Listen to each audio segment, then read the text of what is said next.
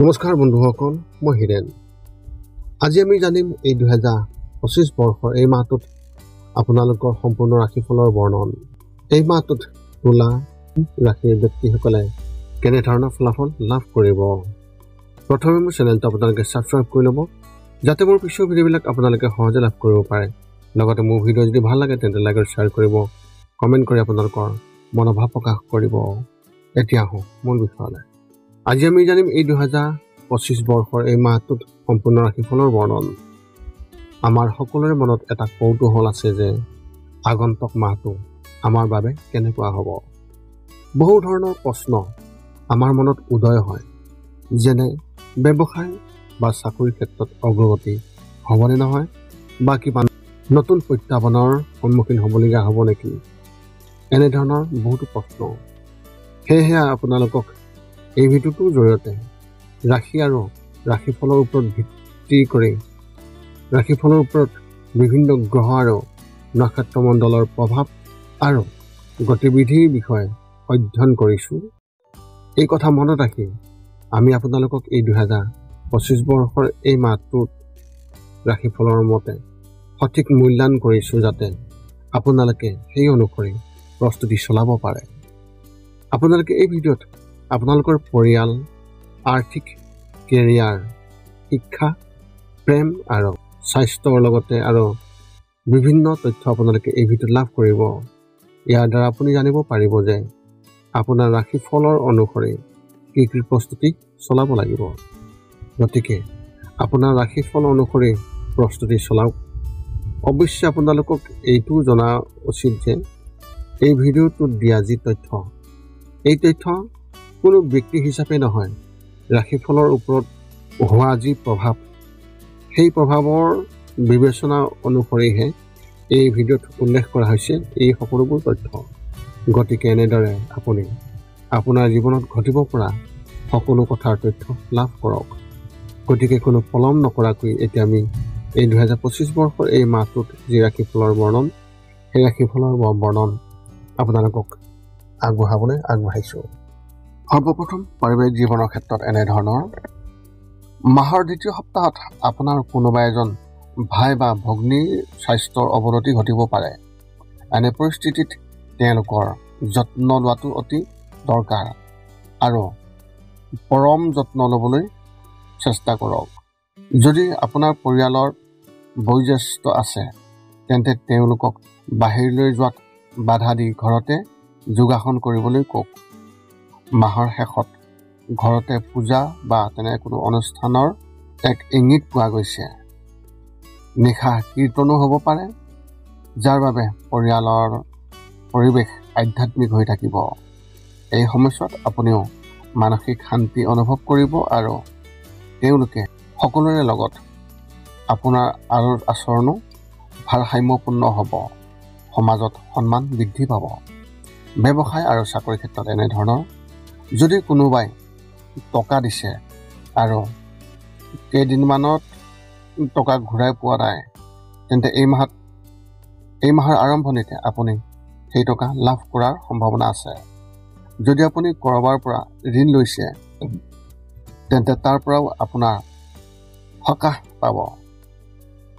অৱশ্যে ব্যৱসায়ত উত্থান পতন হ'ব, অৰ্থাৎ কেতিয়াবা আপুনি লাভত আৰু কেতিয়াবা আপুনি লোকচানত থাকিব। যদি আপুনি কাম কৰে তেন্তে এই মাহত সাৱধান হওক আৰু বেছিভাগেই কাৰ্যালয়ৰ ৰাজনীতিৰ পৰা আঁতৰি থাকক। মাহৰ আৰম্ভণিতে চাকৰিৰ সমস্যা হ'ব। এই সময়ছোৱাত কিবা এটা হ'ব বা ভুল হ'ব যিয়ে আপোনাৰ ভাৱমূৰ্তি ক্ষতি কৰিব। এনে পৰিস্থিতিত আপুনি আগতীয়াকৈ সাৱধান হ'ব লাগিব আৰু কাৰো লগত অপ্ৰয়োজনীয় জটিলতাত লিপ্ত হোৱাৰ পৰা বিৰত থাকিব লাগিব। শিক্ষা আৰু কেৰিয়াৰ ক্ষেত্ৰত এনেধৰণৰ। কলেজৰ প্ৰথম বৰ্ষত পঢ়ি থকা যিসকল ছাত্ৰ ছাত্ৰী, তেওঁলোকৰ ক্ষেত্ৰত এই মাহত পঢ়া শুনাত কম আৰু অন্যান্য কামত বেছি মনোনিৱেশ কৰিব, যিটো বেয়া আপোনাৰ পঢ়া শুনাৰ ক্ষেত্ৰত। এই বিষয়টোৰ সন্দৰ্ভতো পিতৃৰ লগত তৰ্ক হ'ব পাৰে। বেছিভাগ সময় বন্ধু বান্ধৱীৰ লগত কটাব। বিদ্যালয়ৰ ছাত্ৰ ছাত্ৰীসকলে এই মাহত পঢ়া শুনাত মনোনিৱেশ কৰিব, যাৰ ফলত ভৱিষ্যতে ফলাফল ভালেই পোৱা যাব। যদি আপুনি চৰকাৰী পৰীক্ষাৰ বাবে প্ৰস্তুতি চলাই আছে, তেন্তে এই মাহত কিবা অভাৱনীয় কিবা এটা হ'ব, যিটো আপোনাৰ বাবে শুভ হ'ব। এনে পৰিস্থিতিত চৌপাশৰ ওপৰত চকু ৰাখক আৰু কোনো সুযোগ পিছলি যাবলৈ নিদিব। প্ৰেমৰ ক্ষেত্ৰত এনেধৰণৰ, যদি আপোনাৰ বিবাহ 5 বছৰতকৈ অধিক সময় হৈ গৈছে, তেন্তে আপোনাৰ সংগীৰ লগত মতানৈক্য হ'ব পাৰে, কিন্তু পাৰস্পৰিক বুজাবুজিৰ জৰিয়তে সেইবোৰ সোনকালে সমাধান হ'ব। এই সময়ছোৱাত আপুনি শহুৰেকৰ পৰাও সহায় লাভ কৰিব আৰু তেওঁলোকৰ সৈতে আপোনাৰ সম্পৰ্ক আন্তৰিক হৈ পৰিব।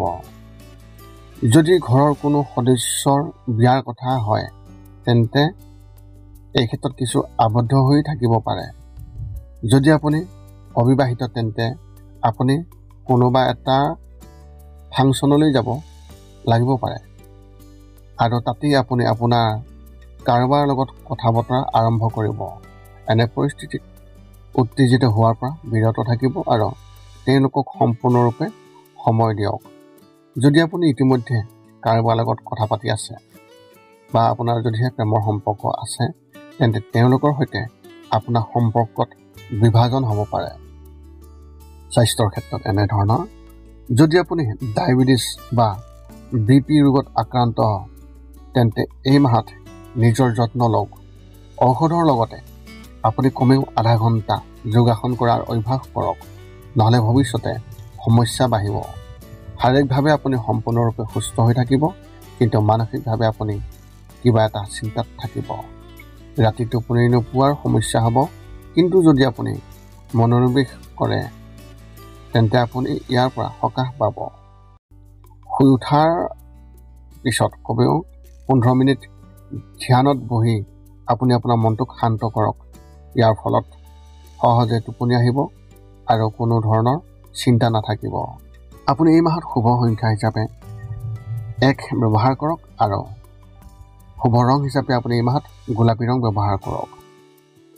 তুলা ৰাশি ব্যক্তিসকলৰ বাবে এক বিশেষ তথ্য, যদি আপুনি কাম কৰে, তেন্তে এই মাহত আপোনাৰ চাকৰিটোৰ প্ৰতি অধিক মনোযোগ দিয়ক, কাৰণ কিবা কাৰণত কথাবোৰ ভুল হ'ব পাৰে, যাৰ বাবে আপোনাৰ চাকৰিটো বিপদত পৰিব পাৰে। গতিকে আগতীয়াকৈ সজাগ হওক আৰু কোনো কথা আপুনি তীব্ৰভাৱে নল'ব আৰু নক'ব। এতিয়া আপুনি সকলো তথ্য লাভ কৰাৰ পিছত এই 5টা কাম কৰিবলৈ আপুনি যিমান পাৰে চেষ্টা কৰক। সৰ্বপ্ৰথমটো হৈছে আপুনি আপোনাৰ শৰীৰটো সুস্থ কৰি ৰাখিবলৈ দৈনিক যোগাসন কৰক, য'ত মূলতঃ 10 মিনিটৰ বাবে ওমকাৰ মন্ত্ৰ, 10 মিনিটৰ বাবে কপালভাতি আৰু 10 মিনিটৰ বাবে অনুলোম বিলোম। ইয়াৰ লগে লগে আপোনাৰ শাৰীৰিক আৰু মানসিক স্বাস্থ্য একেবাৰে নিখুঁত হৈ থাকিব। 2 নম্বৰটো হৈছে ৰাতি শোৱাৰ আগতে নিস্তব্ধ আৰু নিৰ্জন ঠাইত 10 পৰা 20 মিনিট ধ্যান কৰিব লাগে। ইয়াৰ দ্বাৰা 2টা উপকাৰ পোৱা যায়।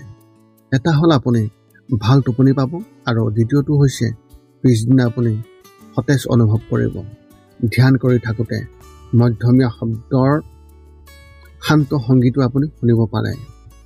3 নম্বৰটো হৈছে প্ৰতি মংগলবাৰে পুৱা নিশ্চয় হনুমান চালিচা পাঠ কৰক আৰু হনুমান মন্দিৰ দৰ্শন কৰক, নতুবা আপুনি বিষ্ণু মন্দিৰ দৰ্শন কৰক।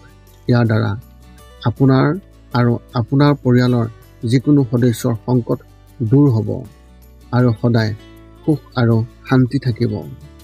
4 নম্বৰটো হৈছে ঘৰৰ বাহিৰত গৰু আৰু কুকুৰক প্ৰতিদিনে আপুনি পাৰিলে খাদ্য খুৱাব লাগে। খাদ্য খোৱা আৰু যদি পাৰে চৰাই চিৰিকটি আদিকো খাদ্য আৰু পানীৰ যোগান ধৰক। এই পৃথিৱীখন যিমান আমাৰ, সিমানেই সিহঁতৰো।